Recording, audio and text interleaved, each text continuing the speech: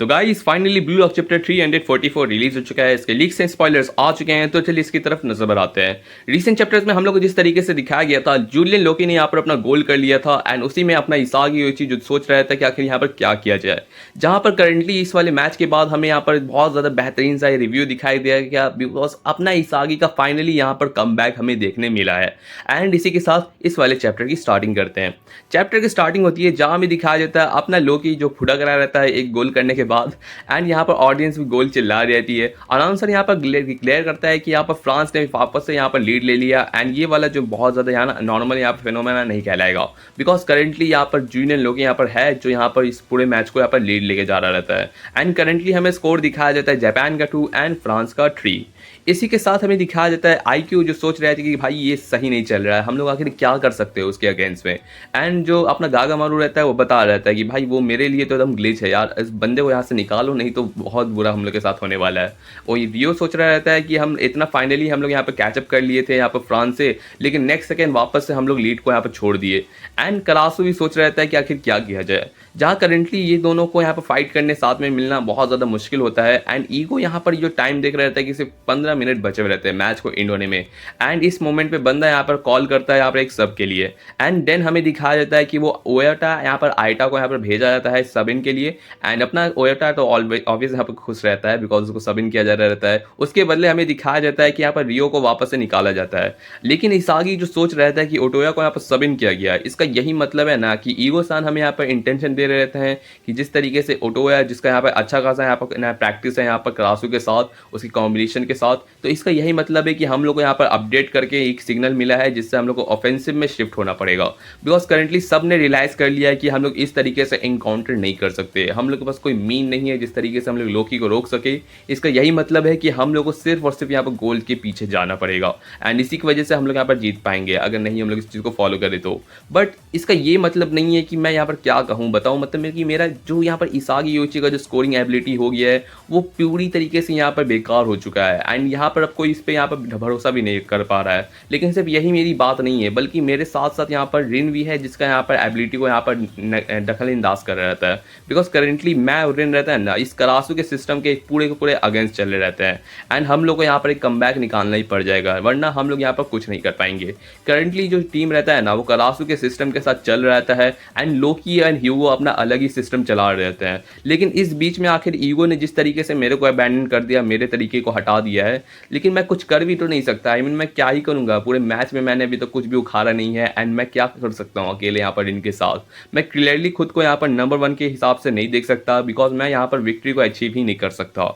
But ऐसे बहुत ही ख़राब सिचुएशन में भी अपना इसागी योची का दिल बहुत ज़ोरों से धड़क रहता है एंड वो सोचता है खुद से कि आखिर ये क्या चल रहा रहता है। लाइक इतनी ख़राब सिचुएशन में भी मेरे को इतना एक्साइटमेंट क्यों मिल रहा रहता है। लाइक इसके टीम इसके अगेंस्ट पे चली रहती है, यहाँ पर ह्यूगो एंड चार्ल्स यहाँ पर अपना लोकी भी इसका इसागी योची का लगा रहता है, फिर भी बंदा अपना सोचता है कि मुझे को टेरिफाइड होना चाहिए। फिर भी मेरे को ऐसा क्यों फील हो रहा है ना कि मेरी ज़िंदगी और ज़्यादा बेहतरीन चलते चल जा रही है। लाइक जब से सेकेंड हाफ स्टार्ट हुआ है ना, जब से मैंने यहाँ पर ह्यूगो का सारा इंटेंशन को समझा है ना, मेरा एकदम ब्लड पूरे तरीके से यहाँ पर एकदम बॉईल कर रहा रहता है, मेरा दिमाग एकदम पूरा रेस के साथ चल रहा रहता है।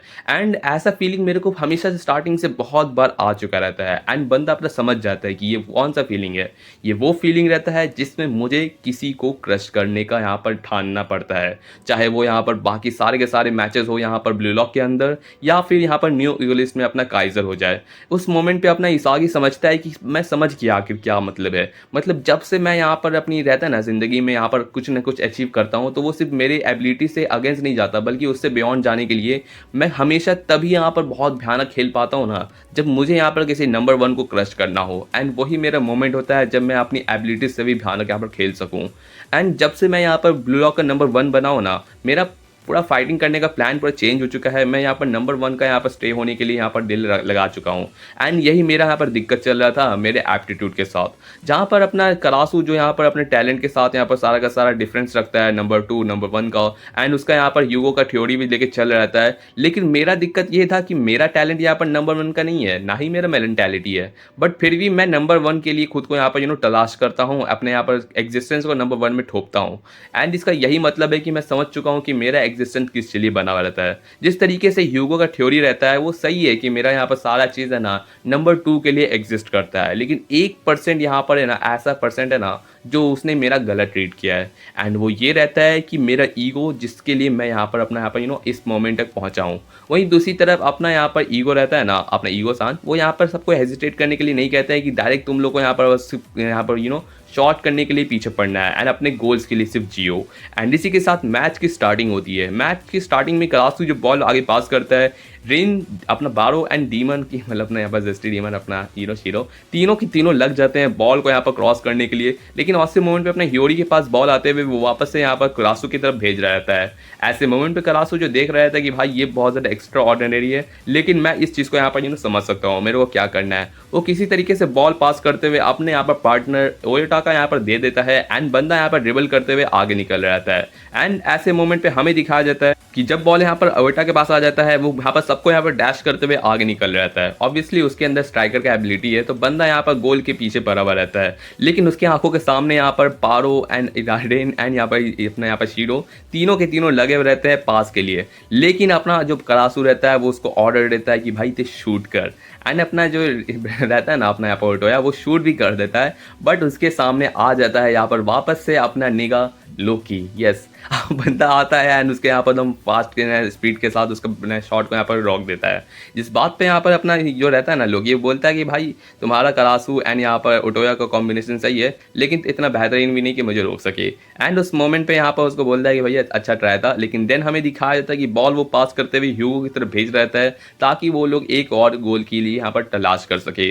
बट उस वेरी मोमेंट पे हमें दिखाया जाता है फाइनली अपना यहाँ पर सुपर मेटा विजन इसागी। यस वही इसागी जिसने यहाँ पर रेन डिस्ट्रक्टिव रेन को यहाँ पर हराया था, अपने काइजर मैग्नस इम्पैक्ट को रोका था, एंड फाइनली वो वाला इसागी फाइनली इस पूरे U20 है ना में आ चुका है। एंड अपना बंदा यहाँ पर कहता है कि भाई ते जो मेरा फेट डिसाइड करता है ना ते समझ ले तेरा क्या हाल करूँगा। एंड उसी के साथ यहाँ पर बॉल जो क्रॉस हो रहता है ना अपना बंदा यहाँ पर बॉल को पिकअप कर लेता है।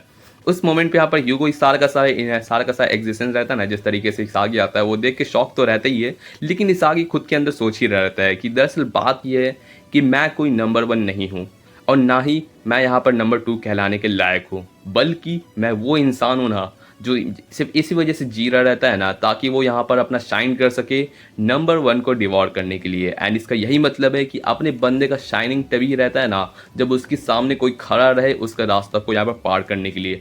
अनलेस बंदे के पास कोई यहाँ पर टारगेट ना होना जिसको वो डिफीट करने के लिए रह सके तो बंदा कभी भी अपनी एबिलिटीज से यहाँ पर बियॉन्ड नहीं जा सकता। एंड उसका यहाँ पर फाइनली उसका माइंडसेट बन चुका रहता है एंड बंदा बोलता है कि भाई तेरा जो एप्टीट्यूड रहता है ना आ जा, तेरे यहाँ पर एकदम परफेक्ट मैच यहाँ पर मैं लेके आता हूँ। एंड इसी के साथ नेक्स्ट चैप्टर से अपने इसागी कौन सा यहाँ पर पीक लेके आएगा वो देखने में तो बहुत ही मज़ा आएगा। एंड मैं सच में बहुत ज़्यादा खुश हूँ कि फाइनली पूरे मैचेस के बाद अपना इसागी फाइनली समझ जाता है कि उसको किस तरीके से खेलने का रहता है। आई नो मे बी यहाँ पर अपना इसागी गोल भी कर सकता है या फिर रिन के साथ एक गोल कर सके, लेकिन आखिर में तो पता नहीं फ्रांस जीतेगा कि नहीं। मेरा ज़्यादा से ज़्यादा पॉसिबिलिटी बनता है ना कि यहाँ पर फ्रांस जीत जाएगा। एंड मैं एक बात कह देता हूँ, फ्रांस जो जीतेगा ना ये ज़िंदगी में अपने वर्ल्ड कप का आखिरी बार जीतेगा, बिकॉज इस मैच के बाद ब्लू लॉक कभी भी अपने फ्रांस को जीतने नहीं देगा। ये जो सारा का सारा एक्सपीरियंस चल रहता है ना सिर्फ इसागी के लिए चल रहता है ताकि इसागी यहाँ पर ग्रो हो सके, बिकॉज नेक्स्ट टाइम जब इसागी इस फ्रांस टीम के साथ अगेंस्ट खेलेगा ना तो कोई टिक नहीं सकेगा। एंड ये देख के मुझे अच्छा भी लगता है। तो चलिए ठीक है, नेक्स्ट चैप्टर हम लोग को यहाँ पर अगले वीकेंड मिल जाएगा। एंड जो लोग मेरे को कमेंट करते हैं कि भाई यार चैप्टर आ चुका है उन सब के लिए शुक्रिया, आप लोग की वजह से ही मैं जल्दी चैप्टर लाता हूँ। तो चलिए ठीक है, thanks for watching videos again and thank you.